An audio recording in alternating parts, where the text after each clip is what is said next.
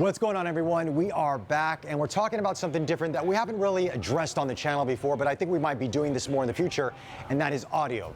Reason being, it is an integral part of any sort of filmmaking or YouTube videos, or even for your web conferencing, your Zoom, your Microsoft Teams out there.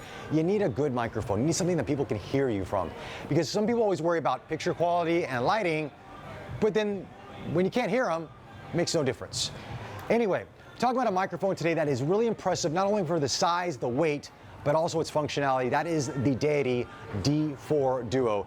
It's parked up right here on the Panasonic S1R. I know this is not the optimal video camera for all you video files out there, but it does the job, and it's going to showcase what this mic can do.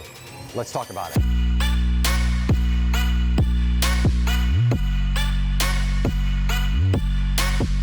So let's talk about this microphone. Now, in terms of design, it feels really robust. It has a metal design to it, and now I don't know if it's as durable as, let's say, the S-Mic 2S, where they've done demos where they can run over it by a car and things like that. But it is metal construction. It feels really robust. It only comes in at 40 grams, though. This is one of the lightest mini shotgun mics I've seen on a camera to date. So you don't feel anything at all. It doesn't get in your way. They've done a really good job with this. Now, also in terms of its input, these are TRS inputs. Now, there's an input and output, and we'll talk about that later on in this video.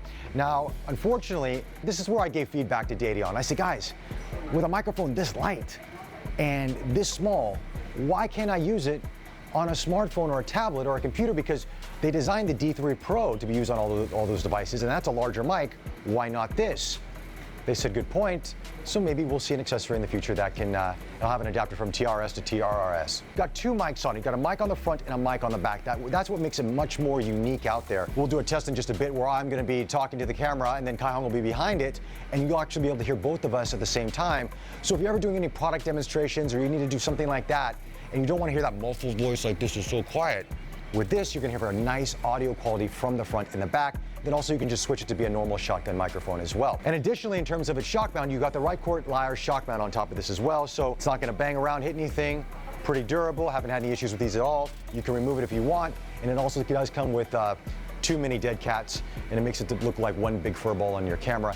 These are a little bit big for the D4 Duo, to be honest with you, but if you need a dead cat, it comes with two of them in the box. Anyway, let's do some real-world tests to see how it sounds and how it performs. All right, so now our first test is distance. How far I am away from the microphone in terms of clarity and volume.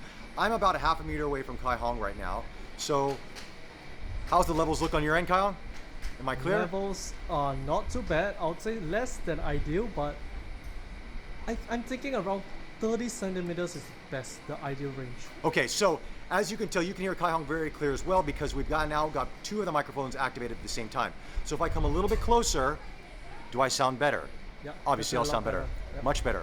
So this is much more of a vlogger's shotgun mic. If you want something longer than the D3 Pro or the S-Mic 2S, the great thing about this mic is you don't need to charge this microphone at all. Just plug and play, you're good to go. So let's go a little bit farther back. Let's go about 2 meters. All right. So this is much farther back. Can you still hear me somewhat?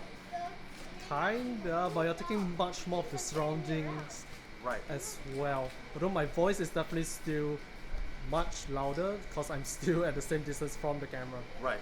So then again, this is where I want to be. So if I was to vlog and hold the camera like this is where I'm going to sound the best. All right, so that's the first test. Now, what are we going to try? We're going to try vlogging distance and walking around and see how that sounds with exterior noise as well. Okay. So our next test is actually me holding up the camera and doing it vlogging style. Now I'm using the S1R with a 24-70 f2.8 lens.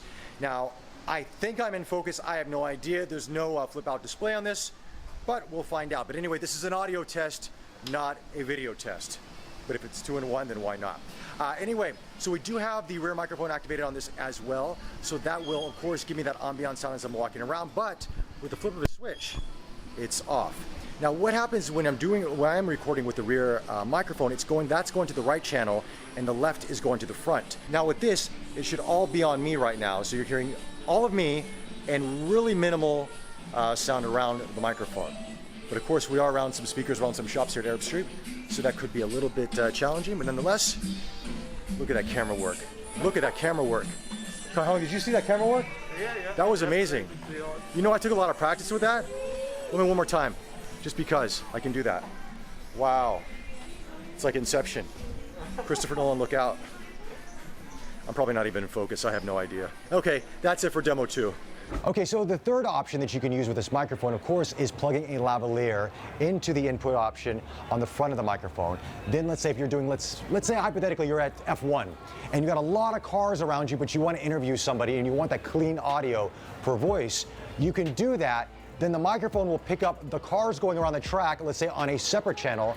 Then you can mix it in post to sort of depict how loud you want the cars to be or how low you want that volume to be and vice versa. So that's another option with the D4 Duo. But overall, I think a lot of people are just going to use it just like this. Either, you know, on the camera, recording themselves, or walking around maybe doing a product shot. They could talk about the product as they're shooting it and get that audio that way as well. And honestly, for the price point and for the size and for the portability, it's really hard to go wrong with this microphone. It really does a good job. Now again, distance might be an issue. I was shooting on a 24-78. Of course, 24 millimeters is a little bit too close. You saw probably too much detail on me that you wanted to see. I would probably do a 15-35, maybe around 20 millimeters or so. That'd be the nice optimal range. At that point, I should still get some decent audio, but your mileage may vary depending on your surroundings and how close you are to the camera. Besides that, the D4 Duo is it's a fun little microphone and definitely one to keep in the kit. Anyway, those are my thoughts on this mic. Let me know your thoughts in the comment section below. Like always, follow us on Facebook, subscribe to us on YouTube, be safe, and we'll talk to you soon. Take care.